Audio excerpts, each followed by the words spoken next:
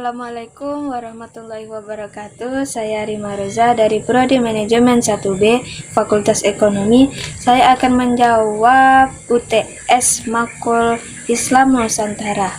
Soal yang pertama yaitu apa saja yang Anda ketahui dengan Islam Nusantara?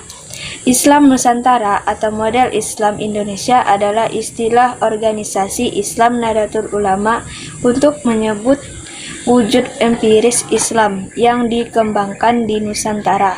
Istilah ini diperkenalkan dan digalangkan oleh NU pada 2015 sebagai bentuk penafsiran alternatif masyarakat Islam global yang selama ini selalu didominasi perspektif Arab dan Timur Tengah. Misal Wahabisme dari Arab Saudi. Menurut NU, akar Islam Nusantara dapat dilacak setidaknya sejak abad ke-16 sebagai hasil interaksi dari kontekstualisasi, indigenisasi, interpretasi, dan vernakularisasi terhadap ajaran dan nilai-nilai Islam yang universal yang sesuai dengan realitas sosio-kultural Indonesia. Islam Nusantara didefinisikan sebagai penafsiran Islam yang mempertimbangkan budaya dan adat istiadat lokal di Indonesia dapat merumuskan fikihnya. Yang kedua, bagaimana pandangan NU terhadap Islam Nusantara? PBNU memperjelas jika Islam Nusantara bukan aliran, mazhab, atau sekte, melainkan Islam yang menghormati budaya dan tradisi Nusantara yang ada selama tidak bertentangan dengan syariat Islam. Seperti sabda Sayyidina Ali, pergaulilah manusia dengan akhlak yang baik. Artinya apa? Pergaulilah masyarakat dengan tradisi setempat supaya tidak ada konflik, supaya tidak tegang, dan menghormati budaya setempat. Alim ulama Nahdlatul Ulama menyepakati pengertian dari konsep Islam Nusantara dalam pembahasan di Komisi Bathul Masail Masail Muhammadiyah. Para kiai NU menyatakan Islam Nusantara bukan aliran baru. Yang ketiga, tidak semua umat Islam setuju dengan Islam Nusantara. Coba Anda jelaskan apa saja argumentasi bagi yang menolak Islam Nusantara.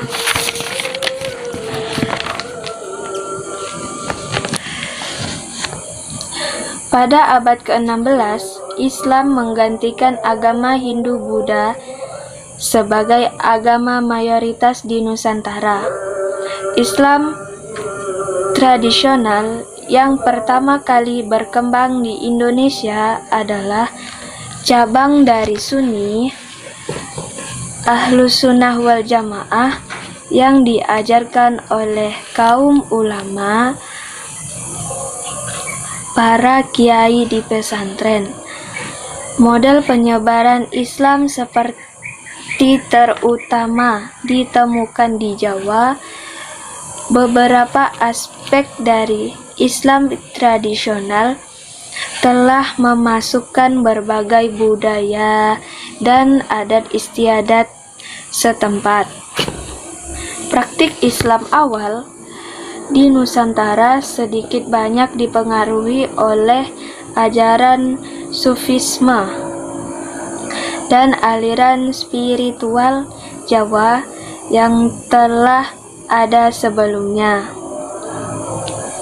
Beberapa tradisi seperti menghormati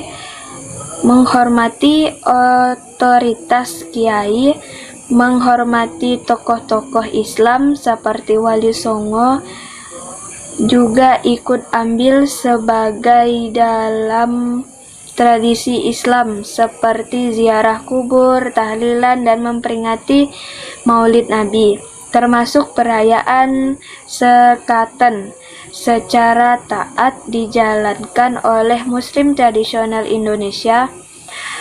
Akan tetapi setelah datangnya Islam aliran Salafi modernis yang disusul datangnya ajaran Wahabi dari Arab, golongan Islam Puritan skripturasi ini menolak semua bentuk tradisi itu dan mencelanya sebagai perbuatan syirik atau bid'ah, direndahkan sebagai bentuk sinkretisme yang merusak kesucian Islam. Kondisi ini telah menimbulkan ketegangan beragama, kebersamaan yang kurang mengenakan, dan persaingan spiritual antara Nahdlatul Ulama yang tradisional dan Muhammadiyah yang modernis dan Puritan.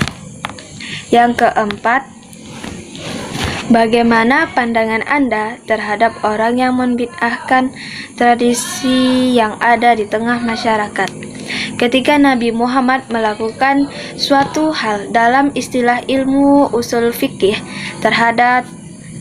tersebut atrak mengandung beberapa kemungkinan selain tahrim atau pengharaman.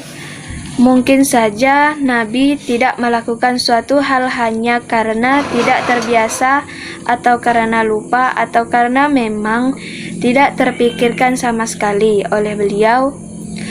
Sebab sebagai manusia, Nabi yang suci dari dosa, maksum, diliputi pula oleh keterbatasan fisik dan lingkungan kultural, atau karena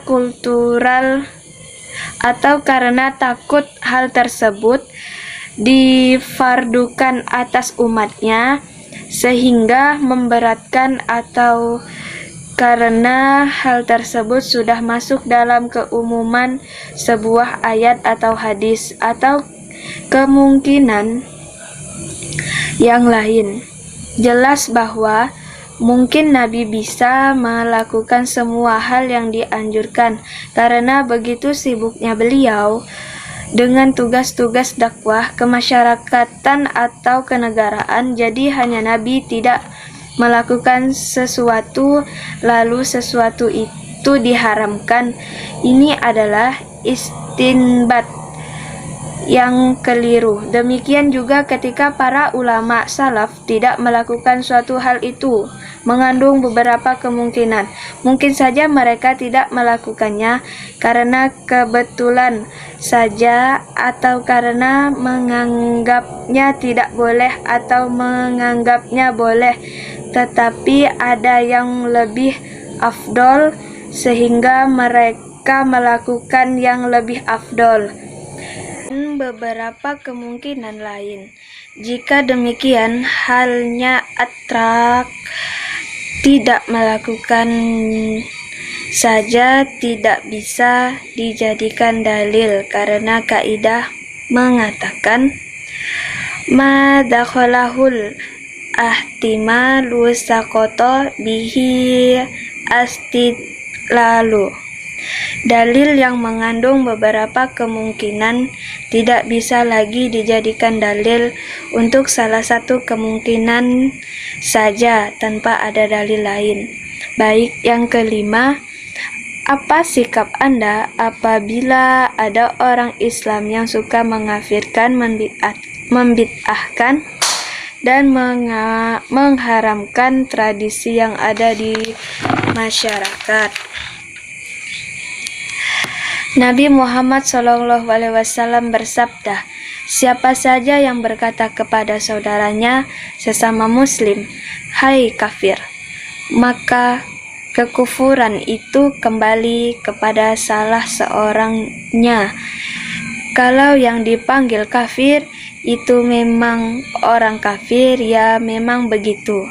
Akan tetapi kalau bukan orang kafir, maka kekafiran kembali kepada yang mengucapkan. Hadis riwayat Muslim. Karena dalam beragama, umat Islam haruslah berhati-hati sehingga dapat selamat dunia dan akhirat serta mendapatkan pertolongan dari Allah. Bid'ah ada dua macam, yaitu bid'ah dolalah dan bid'ah hasanah. Bid'ah dolalah adalah perbuatan yang tidak pernah dilakukan Rasulullah semasa hidupnya atau suatu perkara yang dibuat-buat. Rasulullah menghukumi perkara yang dibuat-buat itu sesat dan tidak boleh dilakukan.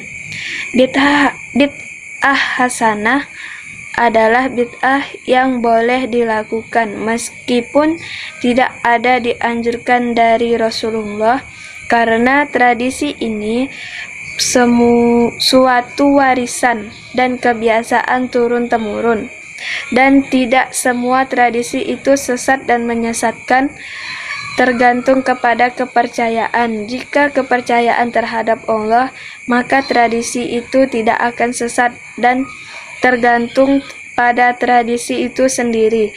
Jika tradisi itu menyalahi dari kewajiban,